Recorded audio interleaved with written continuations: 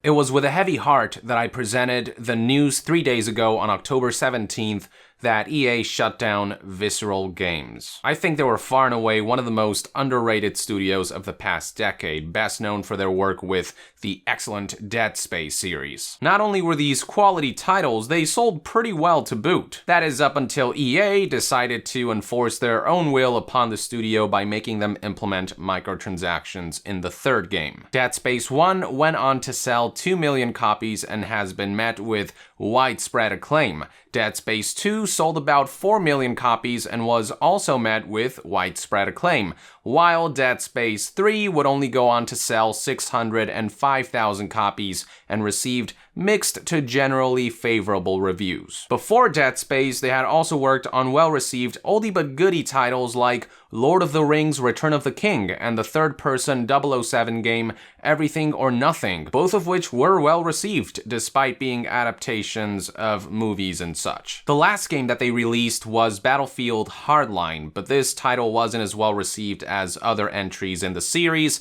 and while we don't have exact sales figures, the game likely sold below expectations. So yeah, ever since Dead Space 3, the studio has been on a downward trend, but there seemed to be hope yet when they were assigned to create a brand new single-player, story-driven, action-adventure, Uncharted-style Star Wars game led by the renowned Amy Hennig, best known for her longtime role as the creative director of the Uncharted series before leaving Naughty Dog back in 2014. She joined Visceral that same year to lead this project, and it seemed like Visceral was finally being given some good material to work with, along with the autonomy that they deserved. But lo and behold, EA did what they do best and killed the studio in the middle of the game's development like the serial killers they are. And yes, this is a serial killing because this isn't the first time something like this has happened. It's a well-known cycle at this point. EA buys out, takes over, and/or builds up a healthy studio, slowly creeps their way into them to force their will and shady business practices,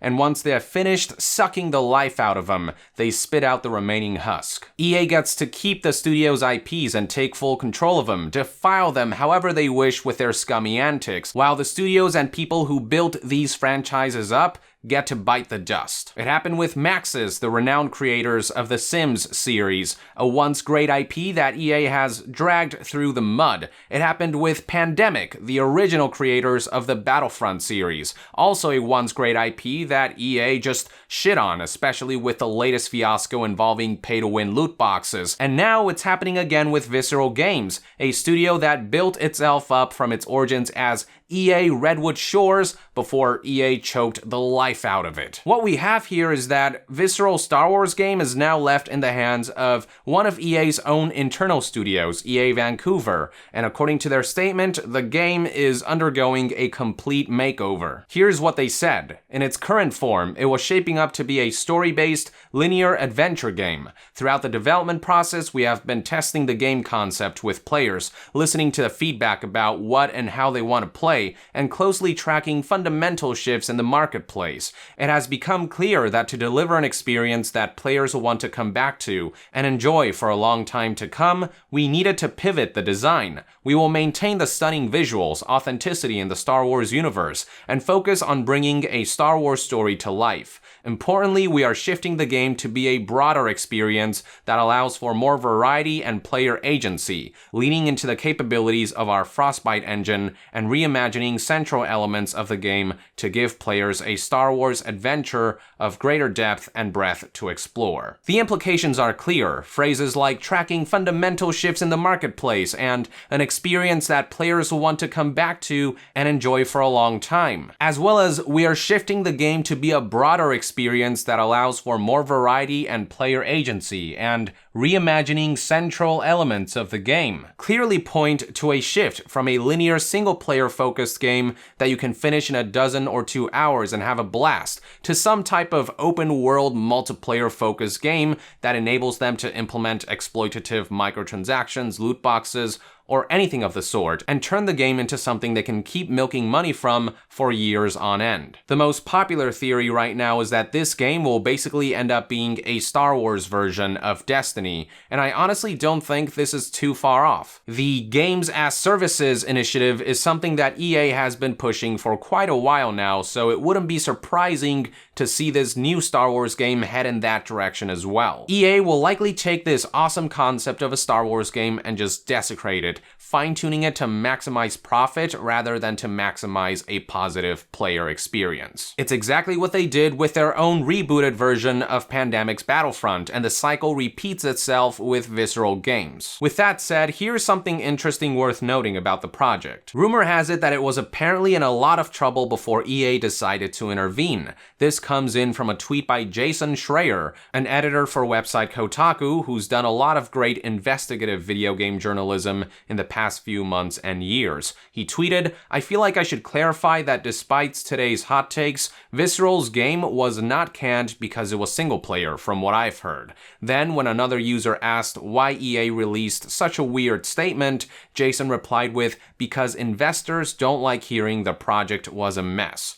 Alright, so EA stepped in because the project wasn't progressing smoothly. Fair enough, I can understand that they have to protect their investment and all that. But what gets to me is that EA's knee-jerk reaction to any time something goes wrong is just to shut everything down. They just give up. They see a wounded animal and their immediate reaction is just to shoot it in the head rather than assess if they can help in bringing it back to its feet. It's just too much of a bother. They aren't willing to make any financial sacrifices for the sake of the art and the people involved. It's just about the money. Instead of supporting these studios with the billions they earned from microtransactions and loot boxes, if something doesn't suit their immediate financial needs, off to the chopping block. As I've said before, a perfect example of this is BioWare Montreal. After Andromeda's failure, instead of assessing what went wrong and seeing what they can do to come back stronger next time, EA's immediate knee-jerk reaction was to shelf the Mass Effect series and dissolve BioWare's Montreal subdivision. Now, it's certainly possible that maybe Visceral's Star Wars game was going so poorly that it was beyond saving. Maybe it's like a Metal Gear Rising type of situation where the game was canned because it lacked focus,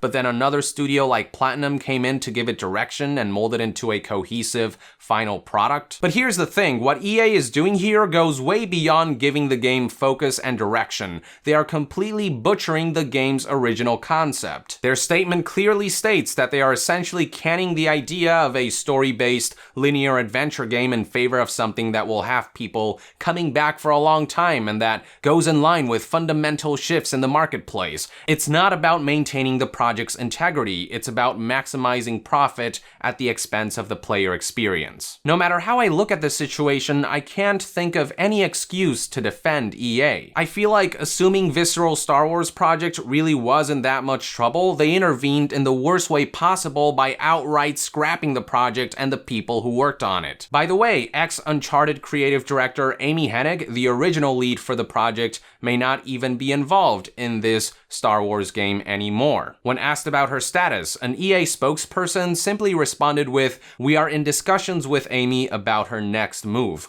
which doesn't bode well for her. In fact, it's already been decided that some EA executive producer going by the name of Steve Anthony would be taking over. Yes, they are replacing a renowned creative director who led the Uncharted series to success with an EA business suit. For those who don't know, there's a big difference between a game producer and a game director. The producer focuses on the business side of things and supervises the project, but it's the director who actually leads the creative process of making the game. So the fact that they're getting rid of someone who has so much experience in creative directing and replacing them with a supervisor, a producer, it just boggles my mind. It's very clear that it's not about salvaging or supporting a struggling project. It's EA taking advantage of this situation to completely take over and build whatever they want. With Visceral out of the way, now that they are making this in-house, they'll have full control over things like balancing the game around encouraging microtransactions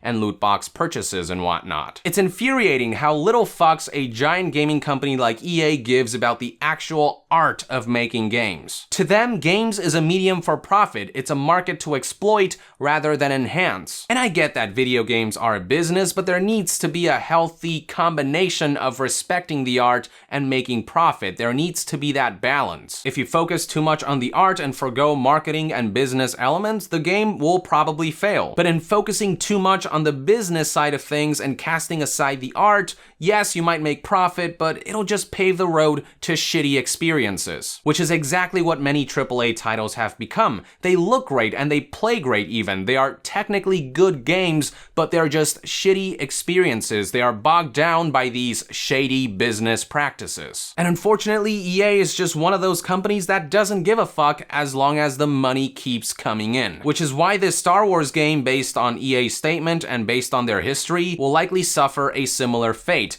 It'll likely be converted into some kind of Destiny clone or something that will spread the experience thin to maximize revenue. All I'm saying is that if you have been waiting for this new Star Wars game from Visceral, keep all this in mind. It'll be a whole different beast from what you thought it would be, from what was originally conceptualized. It is highly likely that it will receive the oh-so-feared EA treatment. With that, I would like to end this news update and discussion video. Thank you for tuning in. I'd love to hear what your perspective is on the direction that this Star Wars game is headed in based on EA's statement and their past history. Let us know in the comments below. Also, if you like this video and enjoy my content, consider supporting me on Patreon. All contributions will go towards helping us remain 100% independent. And to be further updated on all things gaming news, reviews, and discussions, stay tuned right here on Young Yeah.